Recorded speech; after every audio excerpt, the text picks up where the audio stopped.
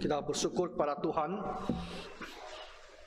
Jadi hari Minggu ya jemaat sekalian bisa kembali untuk beribadah. Ibadah harusnya muncul dari hati kita yang bersyukur, rasa hormat, takut kepada Tuhan. Dan kita ingin datang untuk membawakan segala pujian kita kepadanya. Ibadah juga menjadi sebuah tugas kita, bukan sebuah pilihan, sebuah kewajiban. Kita harus beribadah kepada Tuhan, karena itulah yang diteladankan di dalam kitab suci dan diajarkan kepada kita semua. Ya, saya lihat pagi ini kelihatannya sejumlah besar jemaat kita itu tidak beribadah. Ya, minggu depan kalau Bapak Ibu lihat hari ini ada yang tidak hadir, minggu depan mungkin Bapak Ibu bantu ingatkan agar mereka kembali untuk beribadah kepadanya. Nah, hari ini kita mau berbicara tentang reformasi gereja. 31 Oktober, ya, hari terakhir di bulan Oktober tahun 1517. Itulah awal dari upaya untuk mengadakan pembaharuan di dalam gereja, supaya gereja kembali ke kitab suci. Bahwa setiap ajaran itu harus bersumber dari kitab suci. Apa yang kita imani, bagaimana kita harus hidup, pedomannya itu bersumber dari kitab suci. Jadi salah satu prinsip dari reformasi di abad ke-16 itu adalah sola scriptura. Sola hanya, only. Scriptura, yaitu dalam bahasa Inggris juga disebut sebagai scripture, itu kitab suci. Hanya kitab suci. Dan kata lain, prinsip di dalam reformasi yang ditemukan harus menjadi pegangan gereja adalah segala sesuatu yang berkaitan dengan gereja itu harus berdasarkan kitab suci.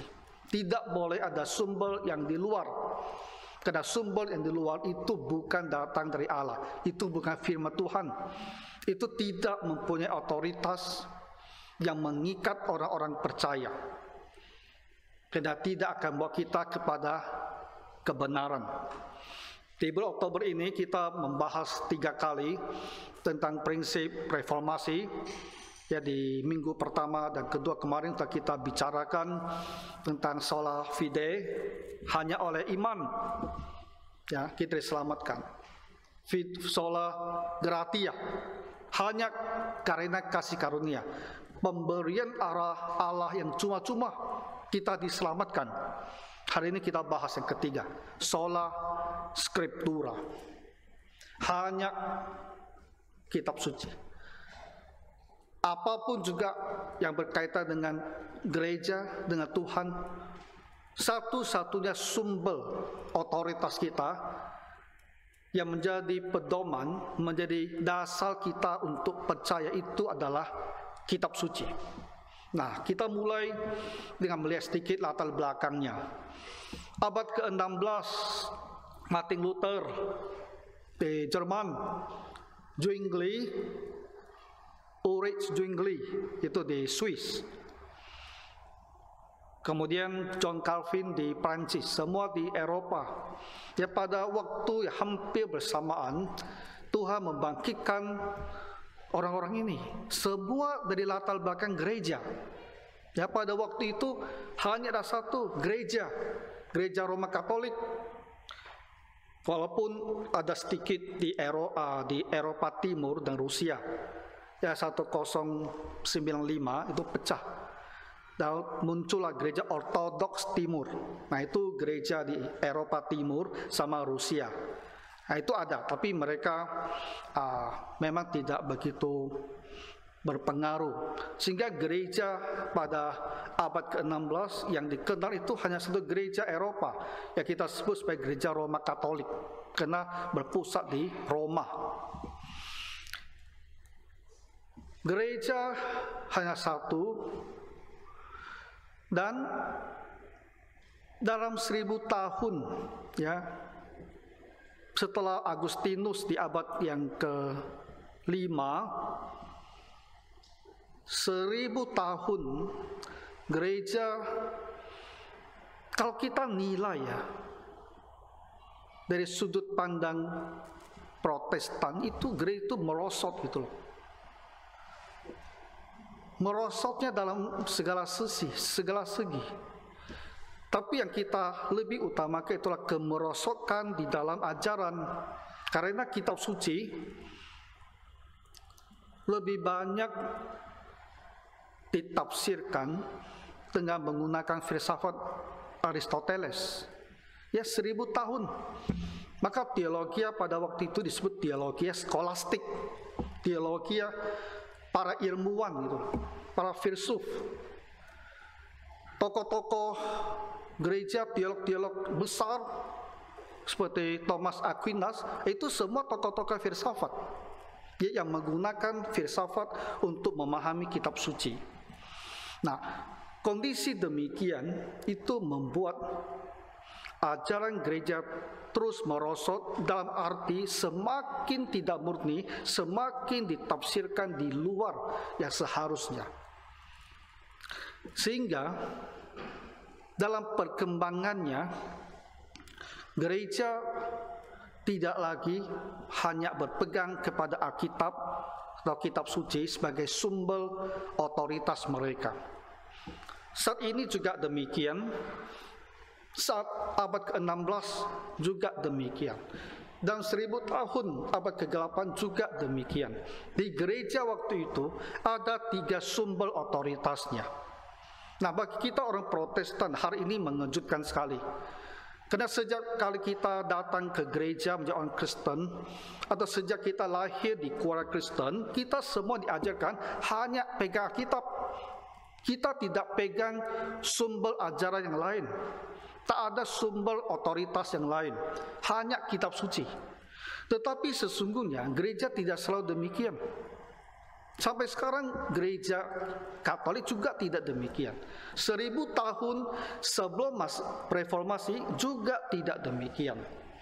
Ada 3 otoritas, sumber otoritas di gereja pada masa itu.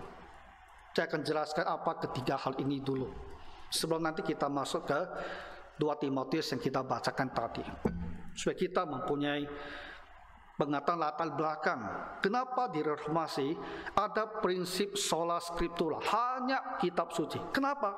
Karena gereja yang ditemukan di mana Martin Luther, John Calvin, John Wesley bertumbuh besar, gereja mempunyai 3 sumber ajarannya.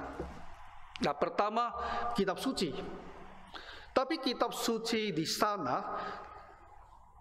mempunyai jumlah buku yang lebih banyak daripada kita.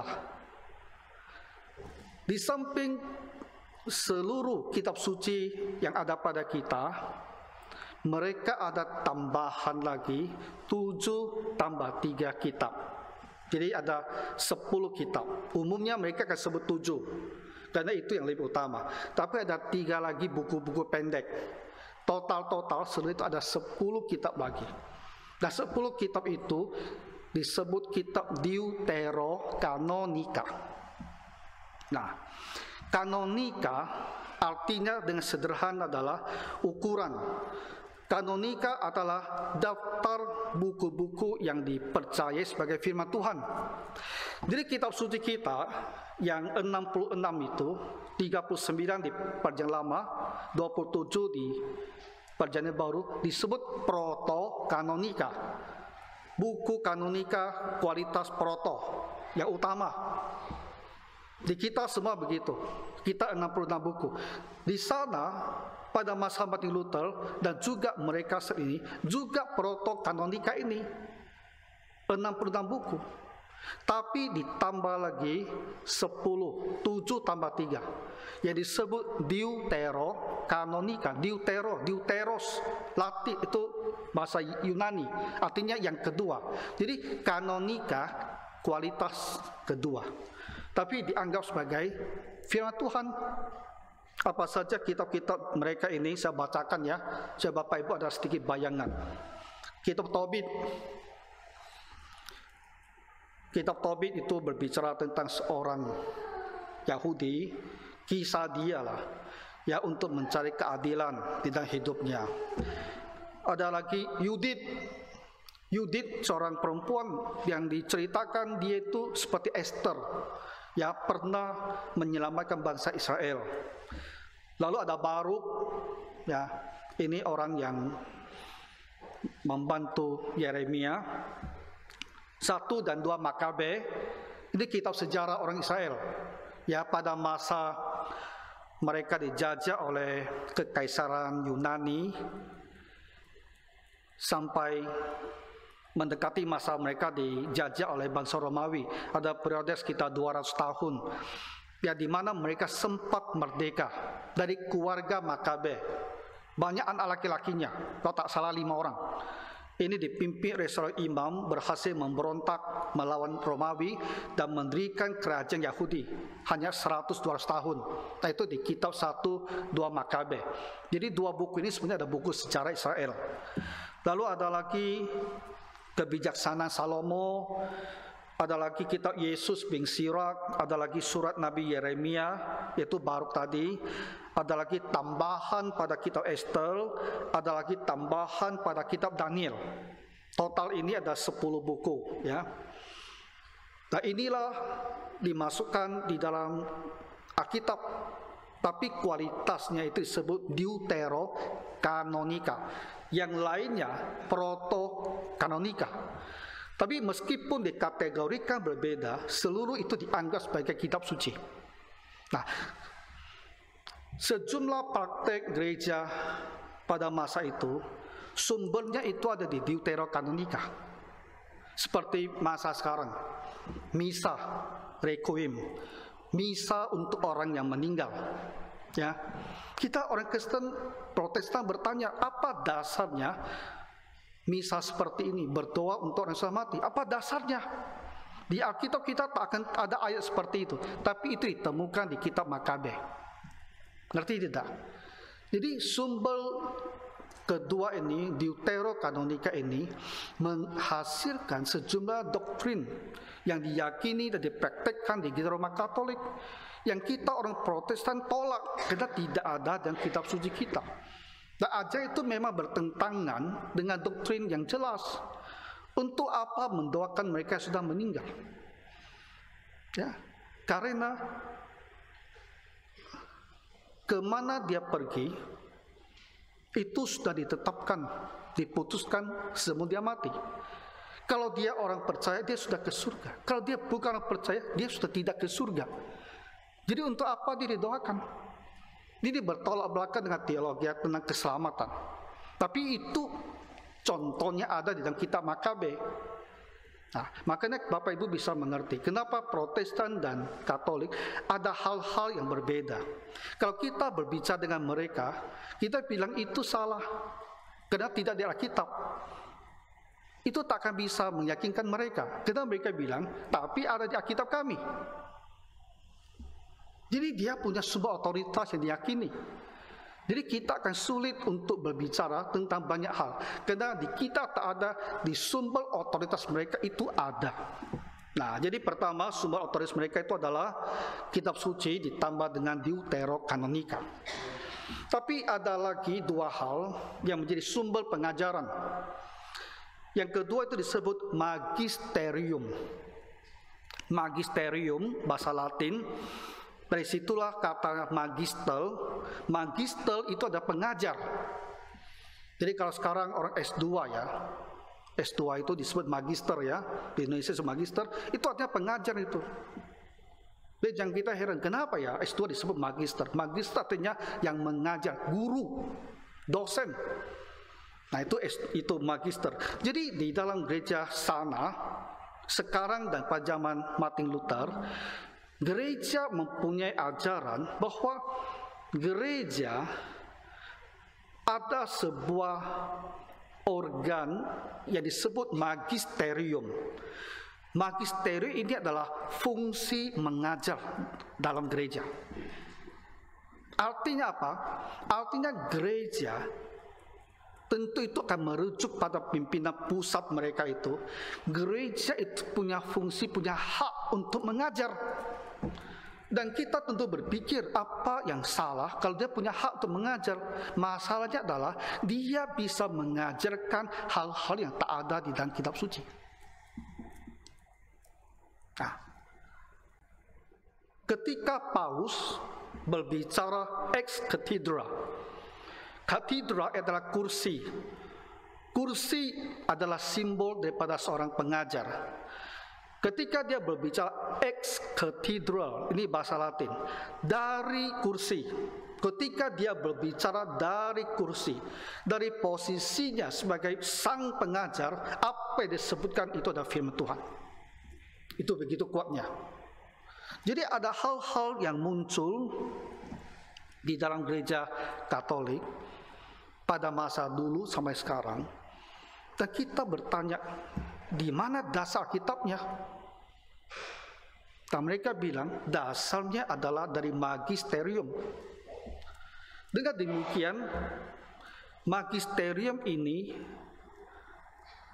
menjadi sebuah celah untuk memunculkan ajaran apapun bagi gereja.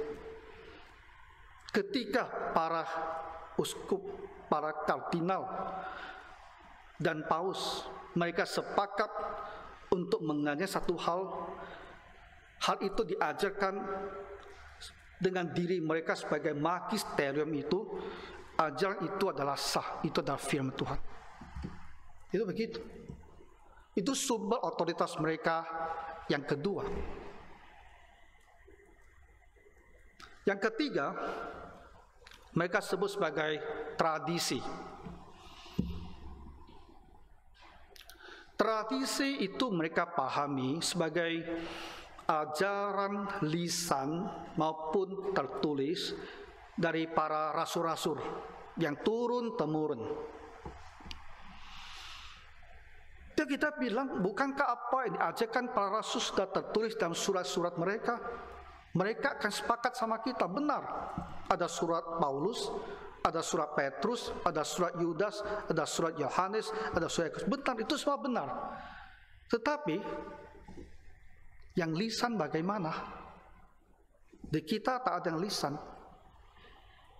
Yang lisan tak bisa dipertanggungjawabkan. Karena dari satu generasi ke generasi berikutnya pasti sudah akan ada perubahan-perubahan. Tentu para rasul, mereka mulai itu Yesus di tahun 30-an, dan Petrus, Paulus semua mati di tahun sekitar 60-an. Jadi mereka juga mulai 30 tahun. Yohanes bahkan sampai umur tahun 90-an. Jadi dia melayani 60 tahun lebih. Jadi masa pelayanan para rasul yang 30 sampai 60 tahun, di samping buku-buku dan surat-surat yang mereka tulis, pastilah ada ajaran yang mereka sampaikan secara lisan. Itu pasti ada. Kita tak akan menyangkal hal-hal seperti itu. Tapi ajaran lisan itu diteruskan dari generasi ke generasi, itu yang bisa menjadi celah bahwa ajarannya itu bisa berubah. Maka di gereja Protestan kita tidak menerima yang namanya tradisi lisan ini. Tapi di gereja Katolik itu diterima. Dan banyak ajaran, terutama tentang Maria, itu sumbernya adalah lisan ini. Contohnya apa? Dikatakan bahwa Maria sebelum, pada saat dan sesudah dia melahirkan, dia tetap adalah seorang perawan. Oke, bagaimana kita mau menerima ajaran seperti ini? Orang sudah melahirkan masih dibilang perawan. Ini kan menjungkabalikan akal orang gitu. Tapi gereja itu mengajarkannya demikian. Di kitab suci kita membaca tentang saudara-saudara Yesus. Itu anak-anak yang dilahirkan oleh Yusuf dengan Maria. Itu saudara-saudara Yesus, saudara-saudara tiri. Tapi mereka menolak, bilang itu udah keponakan. Tapi apa dasarnya keponakan? Alkitab bilang itu saudara dia, tidak bilang dia keponakan. Lalu mereka bilang, Maria ini dilahirkan tanpa dosa awal. Kita semua ada keturunan Adam. Kita dilahirkan mewarisi dosa Adam, original sin. Kita semua dilahirkan dalam dosa. Tapi mereka bilang Maria dilahirkan tanpa dosa awal ini. Dia tak pernah berdosa. Akhirnya mereka juga bilang setelah Maria mati, dia sebenarnya tidak mati. Dia diangkat hidup-hidup, roh dan tubuhnya ke surga. Itu ajaran di gereja sana. Lalu kita tanya, Alkitab tak ada ajaran demikian sama sekali tentang Maria. Dari mana ajaran ini? Kata kuncinya mereka bilang, itu dari tradisi. Nah, tapi semua ajaran ini akan bertolak belakang dengan firman Tuhan. Karena firman Tuhan bilang semua manusia berdosa. Tak ada satu pun yang benar. Maria juga orang berdosa, dilahirkan dalam dosa, mati dan dikuburkan di Efesus. Maria juga orang berdosa, tapi mereka bisa menggunakan alasan tradisi untuk mengatakan rasul-rasul mengajarkan dia tak pernah berdosa. Dia tetap seorang perawan dan dia nanti diangkat ke surga. Ya. Nah, inilah 3 sumber ajaran di gereja pada masa itu sampai sekarang. Kitab suci dengan Deuterokanonika, magisterium, fungsi mengajar, kemudian tradisi. Nah, ketika dalam 1000 tahun Deuterokanonika, magisterium dan tradisi ini masuk campur dengan gereja, maka menimbulkan banyak sekali ajaran-ajaran. Karena magisterium itu paling memungkinkan menghasilkan pengajaran yang baru. Ya, asal saja mereka yang pejabat besarnya sepakat mau umumkan satu pengajaran, diumumkan itu jadi gitu. Nah, jadi dengan mereka ini yang dididik di filsafat Aristoteles, ya, dicampur dengan kitab Deuterokanonika, campur lagi dengan fungsi magisteriumnya dan dari tradisinya, akhirnya sama dalam 1000 tahun itu ajaran gereja itu begitu kelihatannya beda dengan Alkitab. Jadi disebut sebagai zaman kegelapan. Secara politik demikian, secara rohani juga demikian. Zaman kegelapan. Istilah ini tidak dipakai hanya di kalangan Kristen. Kamu baca buku sejarah dunia, Dark Ages, itu juga dipakai itu. Dunia sekuler juga menyebut itu 1000 tahun masa kegelapan. Karena begitu berkuasanya gereja yang mengontrol dunia ini. Mas, semua orang tak bisa berkutik. Terutama dunia ilmu pengetahuan betul-betul menganggap itu masa kegelapan. Karena apapun juga yang tak disetujui gereja itu dianggap salah. Termasuk ilmu pengetahuan. Nah, jadi Martin Luther lahir dan hidup dalam masa seperti ini. Dan dia sendiri kan penuh takdir juga. Kita lihat waktu dia mau disambal petir, ya di perjalanan, dia berdoa bukan menyebut Tuhan Yesus. Dia menyebut Santa Anna. Karena ajaran gereja bahwa kita berdoa bisa kepada orang kudus sudah meninggal. Dan tak ada di Alkitab. Tapi ini bagian dari tradisi mereka. Jadi sehingga di gereja ajaran demikian itu ada.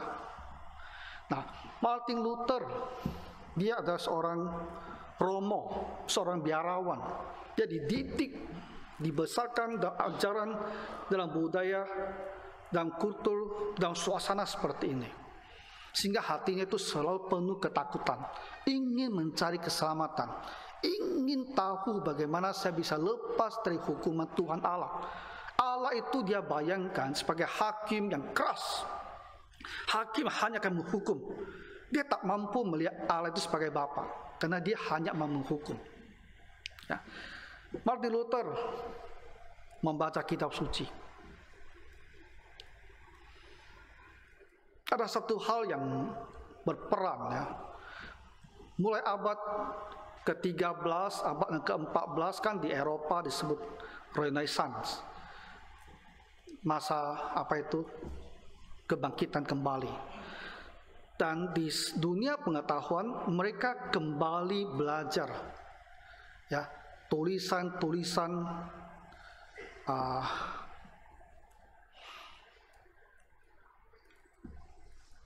klasik, bahasa-bahasa klasik, itu termasuk bahasa Yunani.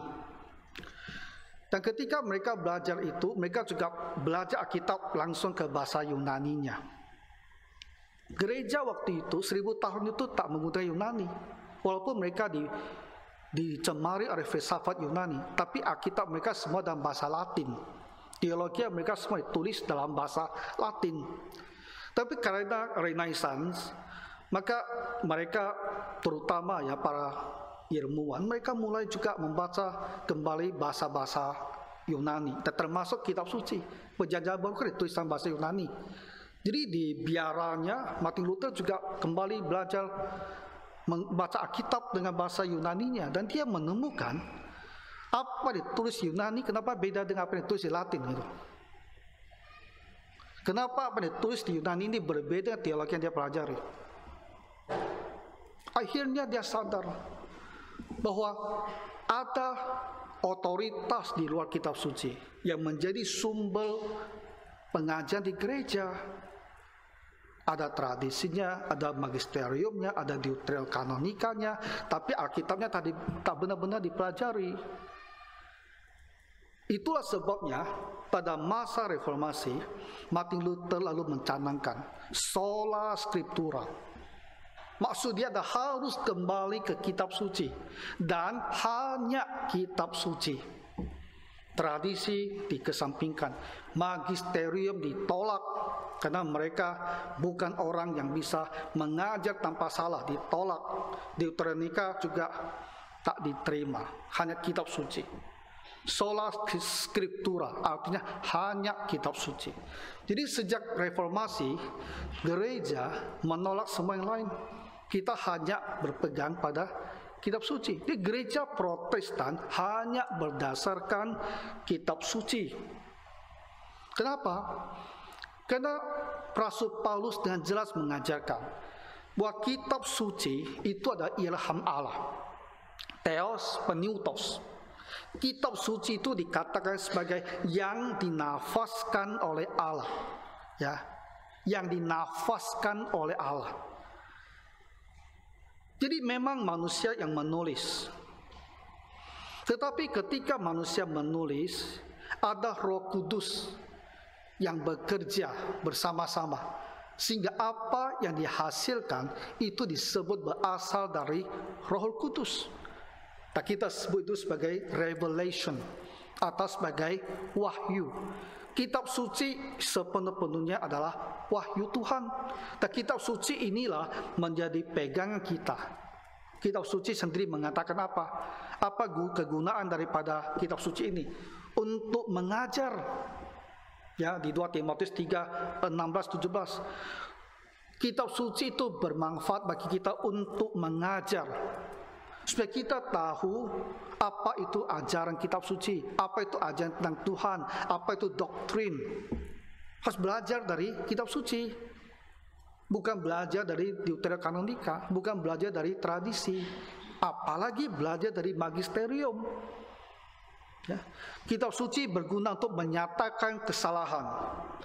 Supaya kita tahu ya di mana kita salah. Di mana doktrin kita salah. Di mana perilaku kita salah, di mana sikap kita salah. Kitab suci akan menunjukkan kepada kita itu salah, supaya kita tahu itu salah. Lalu kitab suci akan memperbaiki kelakuan. Ya, hal-hal yang salah itu dikasih tahu apa yang harus sebaliknya kita lakukan, supaya kita perbaiki kelakuan kita. Kitab suci bermanfaat untuk mendidik dalam kebenaran, supaya kita menjadi orang yang benar, orang yang just, orang yang adil, orang yang saleh. Sehingga kitab suci ini akan membuat kita menjadi manusia yang sempurna. Artinya apa? Itu bagaimana Tuhan ingin kita menjadi seorang murid. Apa yang Tuhan ingin kita mengerti, apa yang Tuhan ingin kita berperilaku, semua yang Tuhan ingin supaya kita menjadi, itu semuanya bisa kita pelajari dalam kitab suci. Dia kata kitab suci itu bisa membuat kita jadi sempurna. Maksudnya bukan kita jadi orang yang kudus tanpa dosa.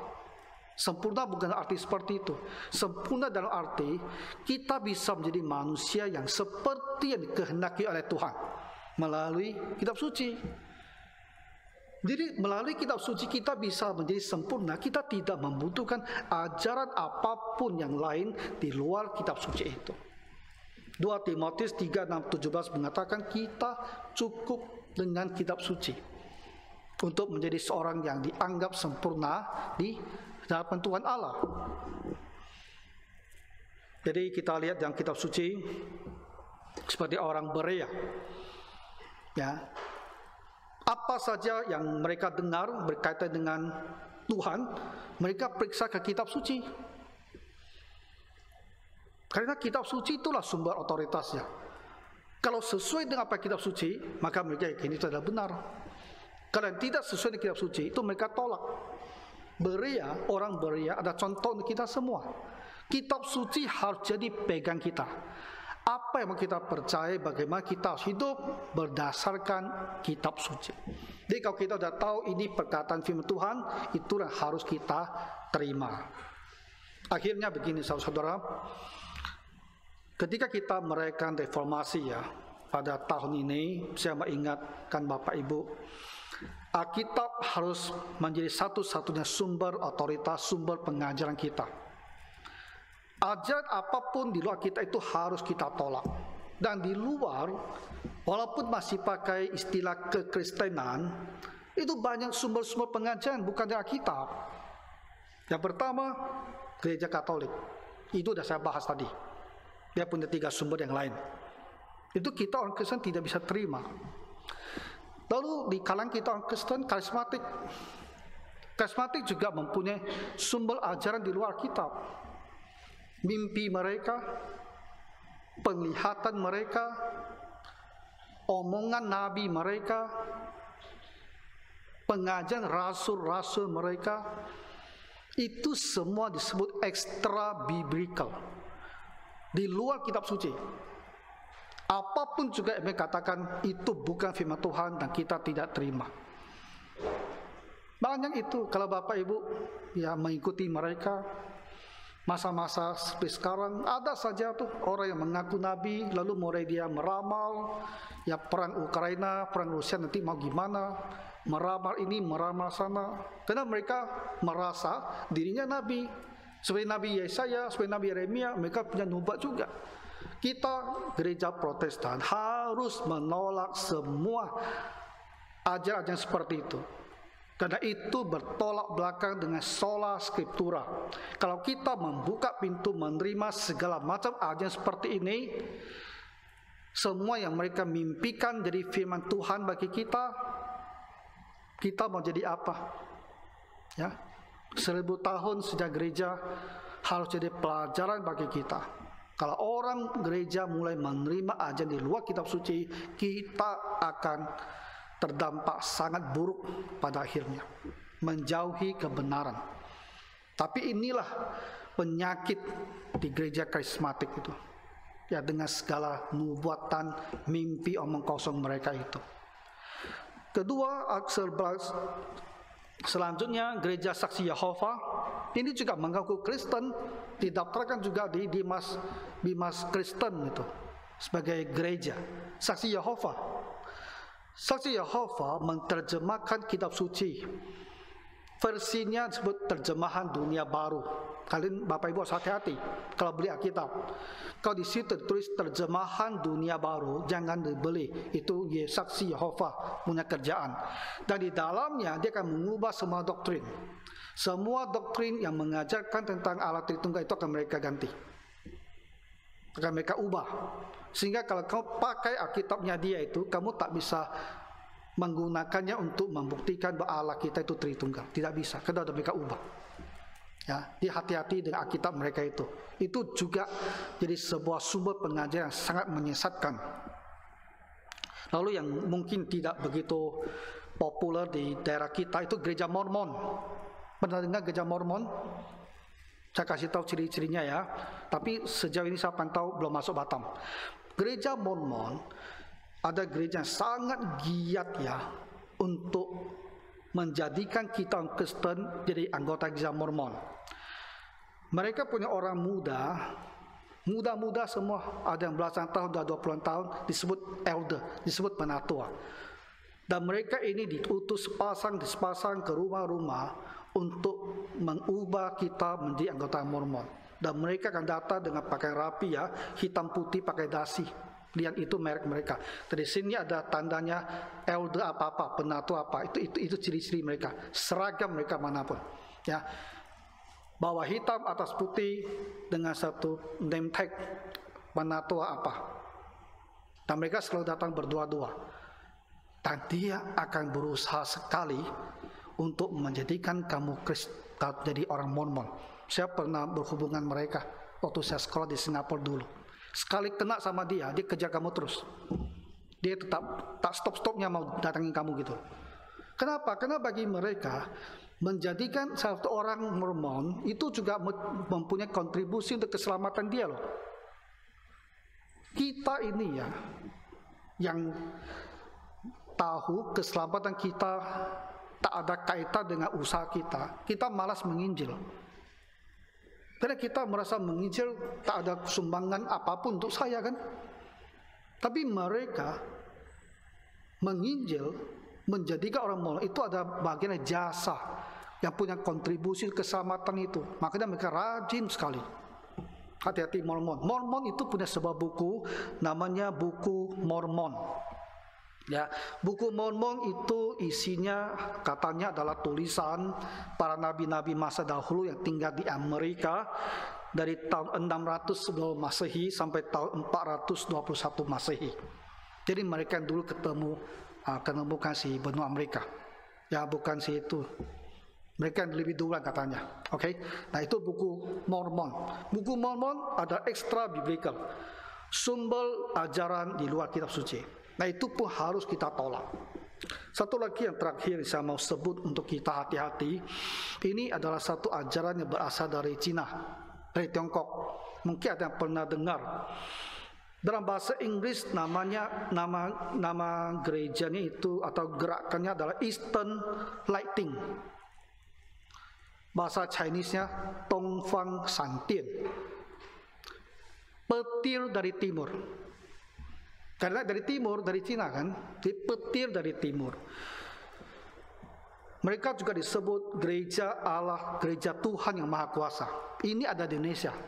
Karena saya cek di Google ada aplikasinya. Ya, ada aplikasinya. Dan itu sudah dibuat dalam bahasa Indonesia. Kalau kamu masuk ya banyak artikelnya, videonya. Itu berusaha sekali. Ya, untuk membuat orang Kristen menjadi anggota dari ajaran sesat ini. Petir Timur. Ceritanya ada seorang perempuan yang Xiang Pin, kalau tak salah bacanya, tahun 1973 mulai menyebarkan ajaran ini ya di gereja-gereja rumah di Cina. Dan mereka mengatakan bahwa Tuhan Yesus sudah kembali dalam diri perempuan. Tuhan Yesus telah kembali dalam diri seorang perempuan. Di Cina ini ada sekitar 5-7 juta pengikutnya. Dan mereka sudah melebarkan sayapnya ke Indonesia. Mungkin di Batam mungkin juga sudah ada. Ya, kira-kira tahu. Ya, karena mereka geraknya senyap-senyap ya. Jadi kalau Bapak Ibu dapat tulisan atau dapat kiriman WhatsApp atau apapun yang ada Tongfang Sangtien atau Petir Timur, ada Gereja Allah Maha Kuasa. Ini semua nama-nama mereka, kamu harus tahu. Itu ada ajaran sesat karena berdasarkan nubuat dari perempuan ini. Ya, nubuat daripada perempuan ini. Jadi nubuat seperti ini adalah ekstra biblika, di luar kitab suci. Tapi bagi mereka itu menjadi sumber otoritas. Makanya mereka bisa mengajarkan Yesus Kristus itu adalah seorang perempuan, telah datang kembali ke bumi kita ini dalam diri seorang perempuan. Mengherankan, tapi banyak orang percaya, banyak pengikutnya. Nah, jadi di Minggu Reformasi ini saya mau Bapak Ibu paham satu hal, kita hanya berpegang pada kitab suci. Prinsip reformasi, sola scriptura. Jadi ajar apapun juga yang bukan di kitab suci, gereja apapun juga yang tidak hanya berdasarkan kitab suci, yang punya sumber-sumber pengajaran yang berbeda, kita harus tolak. Dan Bapak Ibu jangan ambil bagian ikut-ikut gereja seperti ini, karena semua itu akan membawa kita menjauhi kebenaran. Ya Tuhan kiranya menolong kita semua. Mari kita berdoa. Tuhan Bapa Surgawi, kami bersyukur untuk para tokoh reformasi yang membawa gereja kembali kepada kebenaran, kembali kepada kitab suci.